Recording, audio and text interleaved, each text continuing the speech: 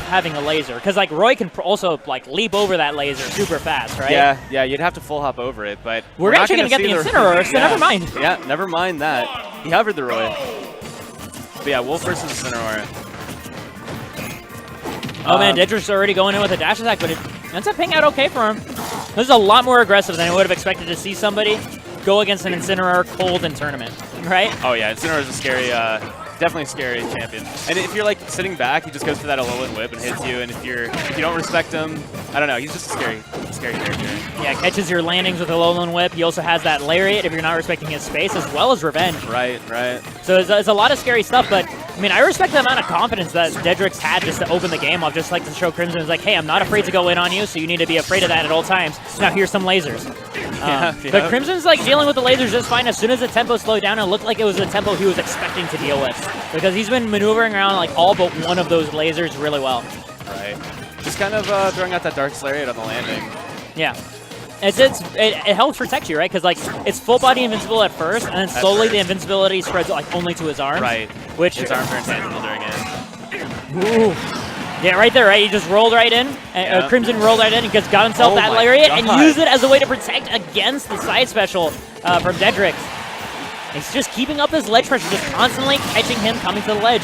And I think in that position, like, Dedrix, like, it needs to accept the fact that Crimsym's not going to mess up on, like, recovering out of the side B, right? That's what Crimsym just showed, and now it's a matter of, okay, I need to mix up and snap. Right, but after that dominating, like, ledge trapping situation from Crimsym, yeah, Dedrix able to close things out, get things close again. A lot of close combat again by Dedrix. Just, I think he recognizes that he's not able to build up as much safety with his lasers. And rather than just hanging back, he prefers to take initiative. And it's paying out great now. Look at that scoop on the landing. I think, yes, I love how much, like, Dedrix is waiting. Right? Oh, yeah, he's definitely waiting. Every time that Crimsym is coming down now, gets the 2-frame right there. But you know what? Yeah. The waiting is like really good on Wolf, because you see like good players like Zachary. Yeah. And when he's playing well, you know he's just sitting still. So like it's good to see that from other players as well. Because like that's the strength of Wolf's punishes, is he doesn't necessarily have to be that preemptive about it. He can just psych the opponent out and just punish them for their fear. The same way that a grappler does. Yeah. Beautiful spacing on the back air as well. Just kind of punishing Crimsym for trying to take center stage a little bit too early. And Crimsym now almost getting lapped by Dedrix. Yeah. Finds himself that nair and immediately tries to get that follow-up on the block, but Dedrix isn't that scared. He just rolls right out of the situation. See, the only other Incineroar that I've seen is just Brandon. And they play so differently. Like, Brandon always gets his Alolan whip. Punishes like that right there. That's going to finish off. But Crimsym seems to be abusing the Darkest Lariat a little bit more than Brandon would. Yeah. They're both really strong options in terms of their coverage, but now we're having a little bit more of that Alolan whip play come out by Crimsym. All right, he's off stage. That's the edge guard. He goes a little bit further than Dedrix was expecting. A really good mix-up by Crimsym. The Rage is actually really scary right now. The game's a lot closer than it looks. Oh, yeah. And I think Dedrix knows it, too, with how carefully he's poking away. He's just only looking for back air right now. Right. But this is a scary thing. Yeah, it's just a trade with a hitbox. It doesn't even kill. It doesn't even hit, rather. Uh-oh. Gets a revenge. That would have finished things off right there. Yeah. No, Dedrix has to know that right now. That's why he's playing so cautiously at the ledge. Back throw's going to finish off. Incineroar's very heavy, and that was, like, barely killing. But, yeah, back throw going to be enough to take game one. Really well played by Dedrix. Yeah. Honestly, like, Crimsym was making such a good comeback, too. Yeah. A lot of that was just finding those Alolan whips way more often. He stopped leaning on Darkest Lariat as much as he was before. He was only bringing it out to Edgeguard because it was a persistent hitbox, which meant that he didn't have to worry about timing. Yep. Yeah, he's able to land those Alolan whips, and it kind of paid off for him to get to come back anyway. Right. As Dedrix there, if I won, I would actually be nervous going into game 2 because of how close it suddenly became. Right? It's just like, oh, he's like catching on to me, and now we have to play a fresh game. Like, yeah, maybe he's got the reads on me. Yeah, now I have to make that counter adaptation. But I think he definitely has the tools, and especially when he was playing slower and calmer, like that's when we saw that gap really widen to begin with. Now this is the matchup I wanted to see, because I think this is a good matchup. Oh, yes. Pulling out the Roy. This is the one you were talking about earlier. Okay. Yeah. We got Edgy Wolf versus Fire Roy. Every Wolf is edgy. That doesn't narrow it down. Yeah, but he's wearing the black and red. That's even more edgy than normal edgy. Extra edge than having like 10 spikes on your boots. Right. What is up with those? Crimsym finds himself that first opening already, just taking the full stage control of that corner carry combo. Man, swinging for these F smashes though. That's kind of crazy. I like it though. Because now that he has the disjoint that Incineroar was lacking, he can really just duke it out against all of these claw attacks that Dedrix has. That's right. Doing a nice job spacing these back airs and aerials, but when Wolf gets a hit, he's going to get a lot from it. Yeah. Right now, this is just the Crimsym show because he's the one who landed those first initial hits, but we're going to see what Dedrix has to pack too. Predicting to roll in, but he decides to roll out. Takes it safe. Crimsym just watching that center stage. I think expecting something a little bit more impatient from Dedrix in terms of recovery. Dedrix now just watching the ledge, trying to get a quick down tilt. Instead, he's been sneaking his way into the corner by rolling in and grabbing. Yeah. That's been catching Crimsym off guard. Man, I like the stage for the Wolf, though. He's got that wall hop to kind of help him with his recovery a little bit. Yeah, the fact that he can wall jump and then also just like scale it safely. Right. Right afterwards. He can recover from the very bottom bubble of the blast zone here. Not really seeing him go for these ledge. Okay, well, doesn't really need to go for the ledge traps, and you can just sit there and up smash. Yeah, I mean, he up smashed on reaction to the roll there, which was really good on Dedrix because he also wasn't overextending against like a get up attack either, and that up smash would still catch a lot of jump approaches. Right. Just barely missing him with that back air to shield. That's going to hurt him a lot. Dedrix just finding a grab after grab. And otherwise, not really showing much fear in the neutral. I don't think he respects Crimson's ability to really kill at this high of a percent. Yeah, Crimsym getting those jabs, which normally combos into back air, like the instant reverse back airs, but at that percentage, it's not going to work out for him. Right, yeah. And that's kind of the danger. Like, even Roy has killing trouble. Yeah. There you go. That's a combo that I like to see. Oh, going for the counter, that's a little weird. I think Dedrix was expecting or Crimsym rather, was expecting Dedrix to side B. And he wanted to counter that, and I think that would have actually just exploded the stock. Yeah, the power of that move is pretty strong.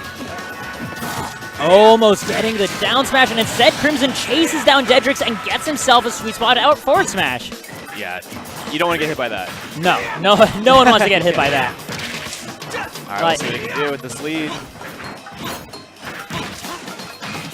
And now, like, Crimsym is having such an easier time meeting Dedrix in the air, too, with all these sword aerials, especially the Nair. Just being able to comfortably outrange Dedrix's Nair, and even his forward air as well. Oh, yeah. Gonna have... Oh, the Nair placement was just right by Dedrix. Yeah, playing Age a lot, he would do that to me off stage, and you just can't recover. If you just come down with the Nair, that's going to stop Roy's recovery. Yeah. Beautiful parry. Doesn't get too much, but aside from a juggle state, that's all you really want. Now this is a perfect percentage for a jab instant back air to kill, so look out for that. Yeah. But I think, oh, there we go, just catching the platform movement with the sweet spot instead. I was gonna say Dedrix seemed to be aware of it because like he was never within jab range. Yeah. Whenever he's spacing outside of jab range. Yeah, whenever he was getting close, he was like crossing up with like a back air or something. So that way, like as an out of shield option, all there was like sour hit back air instead. Right. It was mitigating his risk. You can actually up the out of shield backwards, and it'll cover that. It's probably his best option, but I don't know if Crimsym goes for that often. It is a scary option because then you're in free fall right afterwards. You're in a lot of lag if you miss. Yeah. But you do have super armor in the beginning of it, which makes it a very good call out. Right. Honestly, we might still see that yet in this set. That is a trick that I know Roy's like keeping in their back pocket. Yeah, I know I do. I don't really use it until like the very end. I'm like, okay, I got this move. Yeah, you're feeling a little bit too comfortable tapping on my shield, so let me show you why you shouldn't. Right. It's pretty sick. It's pretty sick. Honestly, there is like having to deal with like Shoryu moves like that is such a stress. Oh yeah, no, it's scary. Yeah. I'm actually really glad I get to commentate this matchup because it's like one of the most fun matchups I think I get to see. We just get to see all of Crimson's lineup, right? Yeah, I was saying before the match he plays. I think Roy, Lucina, and Incineroar. And we get to see all three of them right here. So I guess you don't really know Lucina versus Wolf nearly as well as you know Roy versus Wolf then. I would assume it to be better for Lucina just because Lucina is better than Roy. So, I mean, we're already seeing just like not only the range but the consistency of power in the blade, and I think that's the big reason why Crimsym was looking to this to go into Game 3 against Dedrix is that the Roy worked, but we had moments where Dedrix was living crazy long at like 160% or so. And Crimson's like, okay, you know what? If I win neutral enough, I don't care what it's with, I want to kill you.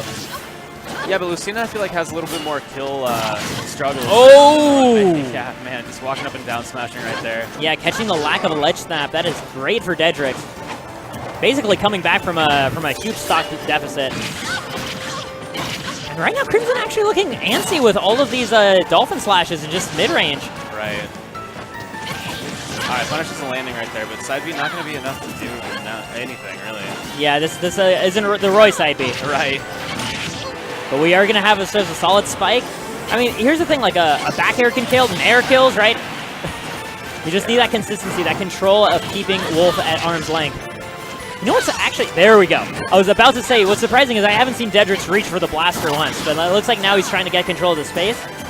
No, you're right, but I feel like Crimson's doing a good job of just kind of keeping, like, staying in his face. He doesn't really have the time to do so. Yeah. They're both pretty aggressive, to be honest. The other thing that I find interesting is Dedrix is leaning so much more on down smash. And what I've noticed is his down smash is almost low profiling a lot of the landing options from Crimson, like the Nair, for example, or like F tilt. He was slightly below the blade and just slashing the ankles right before. I really like that hesitation there on the recovery for Crimson, because Wolf's such a good character at these 2 frames. He just kind of waits for him to throw it out and then up these. Yeah, yeah. One of the benefits of choosing Lucina over Roy. Grabbing that unsafe Nair. This is the moment for Crimson to make up all the damage that Dedrix just dealt to him. Yeah, but just barely drops it. Oh, yes. Okay, so Crimson is more than ready for these smashes as the wake-up options, right? So now he's just coming up, just holding shield. This is looking pretty scary at 165%. It's another ledge guard opportunity. Are we going to get another forward smash? No, just a little bit of a down tilt poke and a roll away. Now Crimson's not... he's not able to punish these pretty unsafe moves that Okay. Yeah, catches the roll though. Yeah. As I'm talking, you know?